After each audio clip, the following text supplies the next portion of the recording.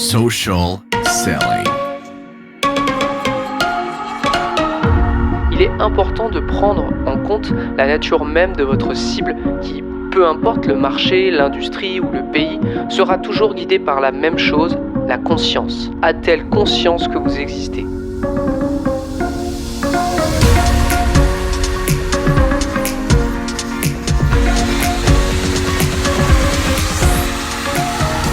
Vous démarrez en publicité Facebook, vous avez déjà une première campagne qui tourne, vous consommez énormément de contenu autour de la pub, alors cette série d'épisodes, elle est pour vous. En fait, je me suis donné le défi de vous faire passer d'absolument néophyte à un expert théorique de la publicité Facebook juste avec ce podcast. Je dis bien théorique parce que c'est pas mal toutes les connaissances de J7 Media que je vais vous transmettre, reste que l'expérience, c'est à vous de l'obtenir par la suite. On verra ensemble comment choisir une campagne, comment l'optimiser, comment construire des publicités, comment choisir une offre, un tunnel de vente, etc. Mais la toute première étape, et même si vous êtes un annonceur confirmé, va être de revenir à la base des bases, c'est-à-dire comprendre. Avant de se jeter sur Facebook Ads à corps perdu, il est important de comprendre votre cible, mais aussi les rouages de la publicité en ligne, puis ensuite de la plateforme elle-même.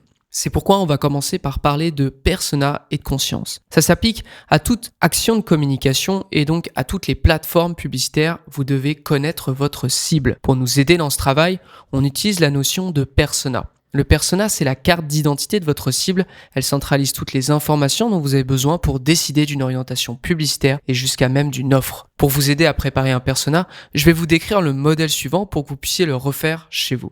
Chez J7, on utilise 4 sections. La première section, c'est l'identité de notre avatar. Son nom, son âge, son sexe, son endroit géographique, sa profession. En fait, la section numéro 1, elle concerne toute la partie démographique de votre avatar. Dans la section numéro 2, on a les problématiques, c'est-à-dire ses problèmes quotidiens, ses frustrations, ses envies, ses objectifs. En fait, la section 2, elle se concentre davantage sur le mouvement qui anime votre avatar. La section numéro 3, c'est ses habitudes, son day-to-day job, ses intérêts. Ça se concentre sur sa vie de tous les jours. Et la section numéro 4, c'est le processus d'achat. À quelle étape il est dans le processus d'achat ? Quel est son rôle dans le processus d'achat ? Quels sont ses freins à l'achat ? La section numéro 4, elle parle aussi du niveau de conscience qui est très important à prendre en considération. On va justement le voir plus en détail. Il est important de prendre en compte la nature même de votre cible qui, peu importe le marché, l'industrie ou le pays, sera toujours guidée par la même chose, la conscience. A-t-elle conscience que vous existez ? Mais a-t-elle conscience d'avoir besoin de vous ? Est-ce qu'elle vous cherche vraiment ? Voyons quelles sont les étapes de la conscience avec ce moyen mnémotechnique Upside, qui peut se traduire par unaware of problem. Votre avatar n'a pas conscience d'avoir un problème à régler. Problem aware, il prend conscience de ce problème, se met peut-être à la recherche. Solution aware, à la recherche d'une solution qu'il vient de trouver. Your solution aware, et dans cette solution, il y a la vôtre. Et ça termine par deal, avec laquelle il va finir par convertir. Bien joué. Donc Upside, c'est U-P-S-Y-D. Unaware of problem, problem aware, solution aware, your solution aware, deal. Plus vous avancez dans ces étapes, plus votre chance de convertir directement augmente. Mais en contrepartie, vous devez adapter votre message publicitaire en conséquence. Voyons quelques exemples de publicité hook que J7 Media a fait et classons-les par la suite. L'objectif de chacune de ces pubs est de vous amener à l'étape suivante. Vous pouvez très bien faire pause avant que je vous donne la réponse. Ok ? Pub numéro 1, le hook c'était « Votre vidéo n'obtient aucune vue ?» Pub numéro 2, « Obtient un rabais de 95% sur cette offre ». Pub numéro 3, « Voici un guide pour la sécheresse vaginale ». Pub numéro 4, « Un cadeau qui plaira aux enfants et aux parents ». Pub numéro 5, « Arrête de perdre ton temps sur des concepts de vidéos compliqués ». Donc là, vous avez 5 pubs. Si vous voulez faire pause, c'est le moment. Moi, je vais les classer tout de suite. Dans Unaware of the Problem, je vais mettre « Arrête de perdre du temps sur tes concepts de vidéos compliqués ». En fait, notre prospect, il passe beaucoup trop de temps sur la création de ses vidéos et de ce fait, il est toujours dans une course à la production sans lever la tête. Dans cette publicité, on le met face à ce problème en parlant déjà d'une solution, parce que sur la publicité, il y a aussi marqué en dessous créer 60 jours de contenu en seulement 8 heures. La seule existence de cette solution met en avant son propre problème qui va être illustré par l'image d'un logiciel de montage vidéo surexploité. Dans la seconde partie, Aware of the problem, je vais mettre « Ta vidéo n'obtient aucune vue » parce que notre prospect le sait. Son travail acharné sur la vidéo il ne paye pas car il n'a aucune vue. Dans cette publicité, on ne lui révèle rien, mais à nouveau, on le met face à ce problème et cette fois, le problème, il le connaît. Prochaine étape, Solution Aware. Voici un guide pour la sécheresse vaginale. En fait, notre prospect connaît son problème ici, c'est la santé féminine. Elle se met donc en quête de résoudre ce problème et de trouver une solution. Avec cette publicité, on parle donc à toutes les femmes qui ont ce problème, on leur apporte une première solution. Vous comprenez du coup que cette solution, c'est un lead magnet. Et en fait, le lead magnet, c'est le format le plus propice à ce stade du parcours parce qu'on introduit l'annonceur par le biais d'un contenu éducatif. Ce contenu éducatif, c'est une première solution. Mais la vraie solution qu'on veut apporter, c'est celle de l'annonceur. Ensuite, Your Solution Aware, un cadeau qui plaira aux enfants et aux parents. En fait, pour ce e-commerce, on est déjà beaucoup plus proche de l'achat. On présente simplement nos produits, notre solution, donc les vêtements pour enfants et pour adultes, sans même faire d'offres. On veut juste que le prospect se rende sur notre site. Et pour la dernière étape, je pense que vous l'aurez compris, Deal obtient un rabais de 95% sur notre offre. Cette fois, en fait, on fait une offre et dans ce cas, elle est énorme parce qu'en l'occurrence, 95%, ça c'est sur à peu près $8,600. Enfin, le produit à vendre est de $8,600 et à la fin, on se retrouve à $1,900. Donc, on s'adresse à une audience chaude qui nous connaît très bien. Peut-être même qu'elle gravite depuis un moment autour de nous sans avoir trouvé l'occasion de passer à l'achat. Et cette publicité, ça va lui permettre de passer le deal. Vous l'aurez compris, avec cet exercice, on ne s'adresse pas à notre avatar de la même façon qu'il soit très proche de convertir de nous ou qu'il ne connaisse même pas son problème profond. On va revenir à présent sur notre persona, donc vous vous souvenez, les quatre sections. Je vais vous donner 3 exemples de persona pour des clients bien réels qu'on gère chez J7 Media. Le premier persona s'approche d'un business. Ce business est un infopreneur qui aide les créateurs de contenu vidéo à produire beaucoup plus en très peu de temps. Dans la section numéro 1, l'identité de notre avatar, on parle à Chloé. Chloé, elle a 30 ans, c'est une femme qui vit à Montréal et c'est une créatrice de contenu. Ses problématiques, elle passe trop de temps à penser, produire son contenu. C'est devenu une course contre la montre. À cause de ça, ses frustrations, c'est que son contenu ne décolle pas et elle se compare sans cesse à d'autres créatrices ou créateurs. Ses envies et ses objectifs, elle souhaiterait devenir la référence dans son marché. Dans ses habitudes, elle fait du contenu tous les jours sur son marché, elle le décline sur toutes les plateformes importantes comme Insta, Facebook, YouTube et elle cherche en permanence des idées à mettre en pratique. Ses intérêts, le marché sur lequel elle travaille, forcément, la vidéo parce qu'elle est devenue très technique à force d'en faire, et le contenu pour entrepreneurs parce qu'elle reste une entrepreneur. Dans le processus d'achat, et notamment à l'étape dans le processus, elle est problem unaware. Malgré qu'elle est sans cesse confrontée à ce problème, on l'a vu, elle ne sait pas qu'elle l'a. Personne ne lui a encore fait réaliser qu'il existait une autre façon de penser son contenu, et donc qu'elle était en train de perdre du temps. Son rôle dans le processus, elle est 100% décisionnaire. Elle ne rend de compte qu'à elle-même. Et ses freins à l'achat, elle consomme déjà beaucoup de contenus similaires et elle n'a jamais eu de succès à le réitérer. Alors pourquoi celui-ci serait différent ? Donc vous l'aurez compris, on parle à une audience qui n'a pas encore découvert qu'elle avait un gros problème dans la production de ses vidéos.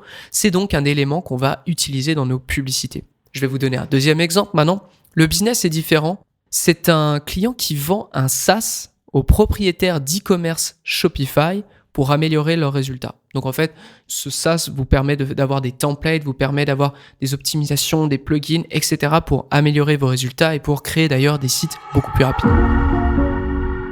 Hey, je fais juste un bref encart dans l'épisode pour vous parler d'un petit projet. Imaginez profiter de l'expertise de plusieurs directeurs de compte chez J7 Media sur votre campagne et de recevoir les meilleurs conseils pour améliorer votre compte de manière générale. 100% anonyme, on donne pas votre nom pendant l'épisode. 100% gratuit et même pas besoin de passer au micro de social selling. Et 100% Facebook, vous le connaissez, pas de blabla, on va directement dans les détails. Comme ça, vous économisez une consultation à plusieurs centaines de dollars tout en écoutant social selling. Quoi de plus beau ? Si ce projet vous intéresse, vous avez juste à vous rendre dans les notes de l'émission et de cliquer sur le lien Hot Seat et de remplir scrupuleusement le formulaire qu'on vous demande. Et si jamais on vous prend, du coup, soyez juste réactifs parce que il est possible que je vous pose quelques questions en plus et qu'ensuite, votre cas se retrouve sur social selling. Voilà, je termine cet encart et retour à l'épisode. Cette fois, on va parler à quelqu'un de différent. Son nom, c'est David. Il a 28 ans, c'est un homme. Il travaille au Canada, notamment dans le Canada anglophone. Sa profession, il est entrepreneur en e-commerce notamment. Ses problèmes au quotidien, c'est son chiffre d'affaires qui est son premier problème. Il le trouve trop bas. Ces frustrations, Shopify peut être assez lourd parfois à manipuler, ça demande de l'imagination surtout pour faire un bon site. Ses envies et ses objectifs, il aimerait que son site vende en permanence sans qu'il soit toujours derrière. Pour ses habitudes, son day-to-day job, eh bien l'optimisation et la gestion de ses sites e-commerce parce qu'il peut en gérer plusieurs à la fois. C'est un pragmatique, il n'est pas dans l'émotion. Ses intérêts, eh bien, le contenu autour du e-commerce, parce que c'est un autodidacte, il aime découvrir des nouvelles astuces pour son business. Dans le processus d'achat, il est solution aware, parce que David sait qu'il peut toujours améliorer sa situation, il l'a fait dans le passé, c'est pourquoi il cherche toujours des nouveaux plugins à mettre sur son site pour améliorer ses résultats. Son rôle dans le processus, il est 100% décisionnaire. Ses freins à l'achat, eh bien, ça serait comment lui prouver mathématiquement qu'utiliser notre service va augmenter son chiffre d'affaires. Parce que David, c'est un touche-à-tout qui, par expérience, sait qu'il existe toujours le plugin pour son site afin d'améliorer ses résultats. On doit donc arriver avec la solution concrète et lui prouver que c'est celle-ci. Troisième et dernier exemple, là, on parle à un business qui fait de la vente par abonnement de produits pour nouveaux sportifs. Et nouveau sportif est important dans l'avatar. Donc cette fois, on va parler à Enzo. Enzo, il a 30 ans, c'est un homme qui vit à Montréal, c'est un jeune actif, il est francophone, et ses problèmes au quotidien, eh bien, il a peur de mal faire et de retarder ses résultats dans le sport. Parce que oui, dans ses intérêts, il s'est mis au gym récemment et il y prend beaucoup de plaisir. Ses frustrations, eh bien, il y a beaucoup d'informations dans ce domaine. Il craint de louper l'essentiel, aussi forcément, il a une motivation qui est fluctuante. Ses envies et ses objectifs, il aimerait perdre du poids et retrouver la forme parce que oui, dans son day-to-day job, son travail ne demande aucun effort physique particulier et il commence à prendre du poids. Dans le processus d'achat, Enzo, il est problem aware, c'est-à-dire que Enzo, il sait qu'il a un problème et plus particulièrement un manque de connaissances et puis aussi un manque de motivation. Son rôle dans le processus, il est 100% décisionnaire. Cependant, la figure d'autorité et le bouche à oreille peut largement aider dans ce milieu. Ses freins à l'achat, eh bien, il arrive tout juste dans notre marché, le sport. Il faut le prendre par la main, autrement il va se méfier ou il trouvera des raisons de ne pas convertir. Lorsqu'on démarre une activité régulière autour d'un nouveau domaine, on est souvent noyé par la masse d'informations à collecter et à emmagasiner. Et puis on a aussi une motivation qui est fluctuante, c'est-à-dire qu'on va être très déterminé au début.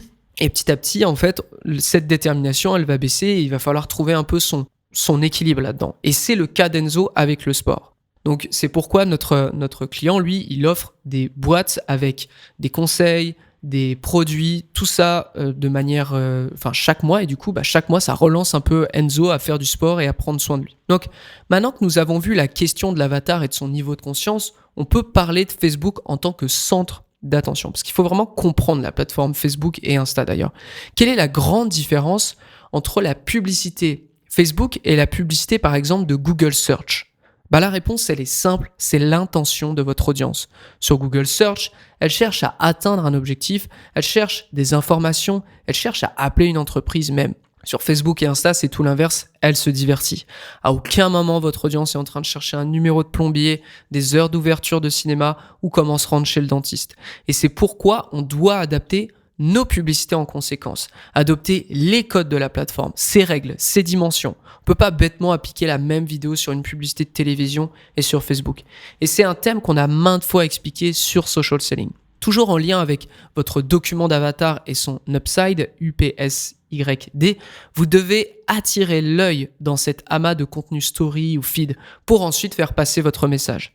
Attirer l'œil, ça reste le plus difficile car les utilisateurs sont de plus en plus habitués à voir de la publicité et leurs barrières sont de plus en plus fortes pour la détecter et ignorer ce contenu. On va prendre l'exemple d'une publicité UGC, User Generated Content.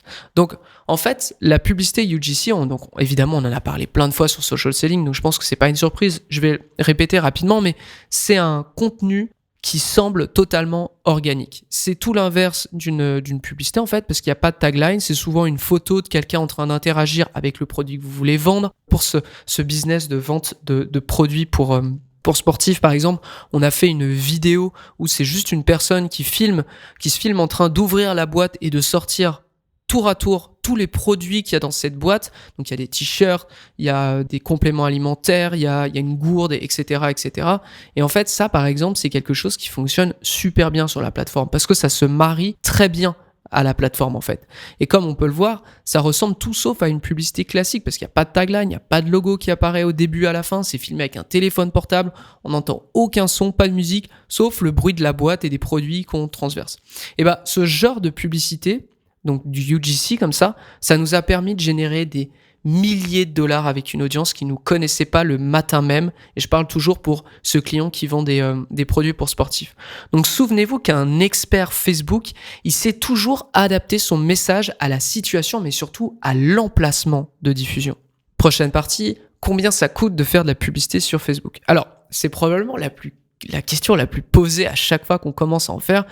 Et tout expert Facebook vous répondra la même chose, moi compris d'ailleurs, ça dépend. Ça dépend de votre campagne, du pays, de la zone que vous ciblez. Par exemple, aux États-Unis, c'est très souvent hors de prix, alors qu'au Canada, ça va. Qu'en France, c'est très correct aussi. Ça va dépendre aussi de l'audience que vous choisissez, même de certains jours de l'année. On pense évidemment au Black Friday, au Boxing Day, Noël, etc. Et il est possible, en fait, pour nous d'ailleurs, de faire des moyennes par rapport à des industries selon nos clients. C'est ce que j'avais fait dans un social selling. Mais ça vous sera pas vraiment utile. On va répondre plutôt à une question très technique et importante pour la suite si vous souhaitez devenir un expert Facebook Ads. Comment Facebook nous fait-il payer la diffusion de notre publicité ? En fait, il existe plusieurs articles, évidemment, qui nous l'expliquent directement. Et Facebook, en fait, il utilise un système d'enchères entre tous les annonceurs et entre tous les éléments que vous diffusez dans votre compte publicitaire. L'enchère gagnante, elle débloque l'emplacement de diffusion et elle apparaît devant un utilisateur. Donc, est-ce qu'il suffit juste de payer beaucoup pour être sûr de gagner l'enchère ? Oui et non. C'est pas une méthode déjà que nous on va appliquer avec nos clients pour gagner des enchères parce que le gagnant il est quand même déterminé par 3 facteurs. Facebook a à cœur la qualité du contenu et des publicités présentes sur son réseau. Donc si votre publicité elle est de très mauvaise qualité, elle va nuire à l'image de Facebook ou Instagram et forcément elle en a pas envie. Donc les 3 facteurs sont les suivants. D'abord on a l'enchère, donc ce que vous êtes prêt à payer pour apparaître. Ensuite, on a le taux d'action estimé. Facebook va déterminer à l'avance les interactions et les conversions de vos publicités. Et pour terminer, la qualité des publicités. Votre publicité a une note. Certaines actions vont la faire baisser, d'autres vont la faire augmenter. Il s'agit évidemment d'avoir la meilleure note possible. Donc vous comprenez qu'avec Facebook, c'est un partenariat à long terme qu'il faut envisager. Plus vous lui donnez de l'historique, de bonnes publicités, de bons contenus, plus il saura vous mettre en valeur par la suite. Et d'ailleurs, plus vous éviterez aussi d'avoir des problèmes de compte fermés, comme c'est souvent le cas sur Q4. C'est une autre notion importante qu'il faut connaître, il y a le coût par 1000 impressions ou le CPM, parce que vous allez en entendre souvent parler. C'est avec ça que Facebook optimise vos dépenses en permanence. C'est avec ça aussi qu'un annonceur, lorsqu'il a assez d'historique, peut prévoir combien lui coûtera sa diffusion publicitaire. Il se mesure par le total du budget dépensé sur une publicité divisé par les impressions puis multiplié par 1000. Par exemple, si vous dépensez $50 et obtenez 10 000 impressions, votre CPM, il est de $5. Donc, pour $5, vous pouvez obtenir 1000 impressions sur Facebook et Instagram. Mais est-ce que ça va se traduire en vente ? Ça, c'est la vraie question. C'est tout pour ce premier épisode et les points importants à retenir sont les suivants. Avant de vous lancer dans la publicité, commencez par définir un avatar, mais plus précisément, définissez son niveau de conscience, car on ne parle pas de la même façon à quelqu'un qui ne connaît pas son problème profond et quelqu'un qui l'a trouvé. Souvenez-vous des sections suivantes. Démographique, qui est-il physiquement, mon client ? Animation, quels sont ses problèmes, ses envies, qu'est-ce qui le fait bouger en fait ? Activité, qu'est-ce qu'il fait tous les jours, quels sont ses centres d'intérêt ? Processus d'achat, est-il le seul décisionnaire ? Quels sont ses freins à l'achat ? Dans quelle étape du processus est-il ? Pour cela, utilisez, si vous vous souvenez bien, de l'Upside UPSYD. Ensuite, comprenez que la publicité Facebook, elle s'inscrit sur une plateforme de divertissement. Les gens ne sont pas là pour passer à l'action, mais pour découvrir et s'amuser. Utilisez cette notion à votre avantage et évitez d'apparaître comme une grosse publicité de télévision. Pour terminer, gardez en tête que le prix de votre diffusion repose sur le budget que vous allez mettre, mais aussi surtout sur la qualité de vos publicités. Si tout le monde pense que les pubs sur Facebook sont une plaie totale, Facebook va perdre des utilisateurs. C'est pourquoi il a tout intérêt à mettre de l'avant des publicités de bonne qualité. On se retrouve dans le prochain épisode de la série Devenir un expert en Facebook Ads. J'espère que vous avez apprécié ce premier épisode. À très vite.